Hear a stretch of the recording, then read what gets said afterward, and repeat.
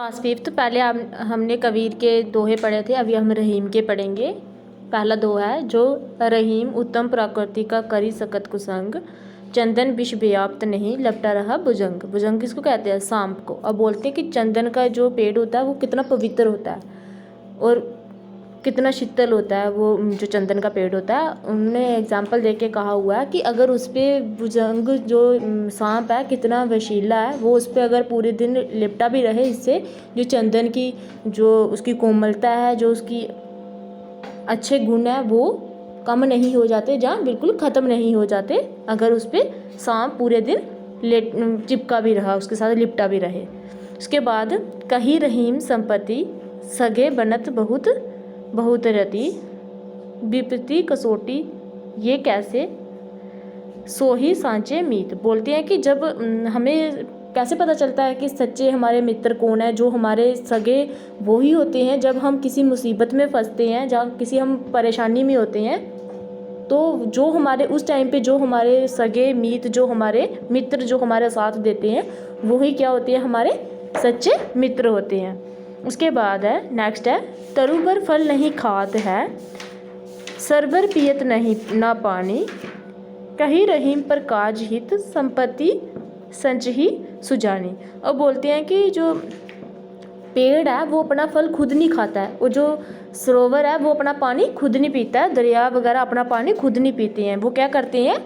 दूसरों के लिए कार्य करते हैं। इसीलिए इस जो दोहे में रहीम जी कहते हैं कि दूसरों के लिए कार्य करना चाहिए। अपने लिए तो सारे करते हैं काम, लेकिन जो दूसरों के लिए कार्य करता है वो ही क्या होता है? सच्चा मनुष्य और अच्छा मनुष्य होता है। उसके बाद नेक्स्ट है, रहीमन देखी बड़ेन को लघु न दिए डारी, जहाँ काम आवे सुई कहाँ करे तरवारी। अब बोलते हैं कि कई बार होता है कि हमें जो काम हम छोटी सी बात बोल के ख़त्म कर सकते हैं, जो बात, वो हम क्या करते हैं? बड़े बड़े शब्द बोलना स्टार्ट कर देते हैं। उन्होंने ऐसे एग्जाम्पल देके बोला हुआ है, जहाँ हमें सुई का यूज़ करना है, जहाँ सुई का इस्तेमाल होता है, वहाँ हम तलवार को यूज़ नहीं कर सकते हैं, उसका इस्तेमाल हम नहीं कर सकते हैं। सुई की जगह सुई ही यूज़ करनी पड़ती है और तलवार की जगह तलवार का ही इस्तेमाल करना पड़ता है। उसके बाद है नेक्स्ट है, जो बड़ेन को लघु कहे नहीं रहीम गट जाही, गिरदर मुरलीधर कहे कुछ दुखत मानत नहीं। अब वो कहते हैं कि जो बड़े होते हैं, जैसे उन्होंने एग्जाम्पल देके एक इसमें कहा हुआ है कि जो श्री कृष्ण है उनको अगर हम गिरिधर मुरलीधर कहें तो वो इस चीज़ का दुख नहीं मनाते हैं, वो उनको इस चीज़ का बुरा नहीं लगता है। ऐसे अगर हम बड़े हैं जो हमारे, उनको अगर हम कोई नाम से, जैसे हम हमारे बड़े होते हैं, हम उनको किसी भी नाम से कोई भी कह के बुला देते हैं, रिस्पेक्ट दे के बुला देते हैं, इससे उनकी इज्जत वो है वो घटती नहीं है। ऐसे ही उन्होंने बोला हुआ है कि अगर हम श्री कृष्ण का जो नाम है उनको अगर हम मुरलीधर कहें, उससे वो उस चीज़ का कोई दुख नहीं मानते, उसको उनकी जो शान है वो कम नहीं हो जाती है, उस चीज़ का उनको कोई दुख नहीं होता है। तो उसके बाद है नेक्स्ट है, दिए गए शब्दों को खड़ी बोली हिंदी में लिखना है। जाके होता है जाकर, शीतल होता है शीतल, प्रलय होता है प के नीचे रो लोए, कर्तव्य होता है को तो ऊपर रो डाला है आधा वो फिर यह कर्तव्य, वाणी होता है वचन, खाई होता है खाकर, तरवारी होता है तलवार, सुजानी होता है सज्जन। शब्द के तीन पर्यायवाची शब्द लिखने हैं। पानी का जल नीर अम्बु, भुजंग सर्प सांप नाग, मित्र सखा दोस्त साथी, तरुवर वृक्ष पेड़ बिटप सरोवर नदी सरिता तरगिनी, पैर पाँव चरण पाद। दिए गए शब्दों के समान तुक वाले शब्द लिखने हैं आपने। पाप का आएगा चाप, चुप शुभ, शुभ भी आ सकता है, धूप भी आ सकता है, रीत प्रीत, खोए गोए, कुसंग भुजंग, नाही माही, ये आपके। उसके बाद है आपने ये वर्ड मीनिंग भी लर्न करने हैं।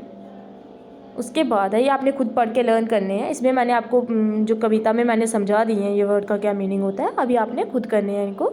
उसके बाद है ये दिए हुए निम्नलिखित दोहों के क्या लिखने हैं आपने? अर्थ लिखने हैं। रूखा सूखा खाई के ठंडा पानी पीव, देखिए पराई चुपड़ी मत ललचावे जीव। अब कहते हैं कि हमारे पास जो भी है हमें उसमें क्या करना चाहिए, संतुष्ट रहना चाहिए, प्रसन्न रहना चाहिए। दूसरों की जो समृद्धि या धन को देख के हमें अपनी मन को नहीं ललचाना चाहिए। उसके बाद नेक्स्ट दिया हुआ है, तरुवर फल नहीं खात है, सरवर पियत ना पानी, कही रहीम पर काज हित, संपत्ति सांची सुजानी। रहीम जी कहते हैं कि जो सज्जन व्यक्ति है धन संचय दूसरों के लिए करते हैं। जो सज्जन व्यक्ति होते हैं ना, जो बड़े बड़े व्यक्ति होते हैं, वो क्या करते हैं, दूसरों के लिए धन संचय करते हैं, अर्थात दूसरों के हित के लिए करते हैं। उस धन का उपयोग वह अपने लिए नहीं करते हैं। जिस तरह उदाहरण दे तो उन्होंने बताया हुआ, जैसे मैंने आपको पहले भी समझाया, ये वृक्ष अपना फल खुद नहीं खाता है, और जो सरोवर होता है, जो तालाब होता है, वो अपना पानी स्वयं नहीं पीता है। इनका फल व जल दूसरों के लिए होता है। ठीक है, ये इनका फल और जल किसके लिए होता है, दूसरों के लिए होता है।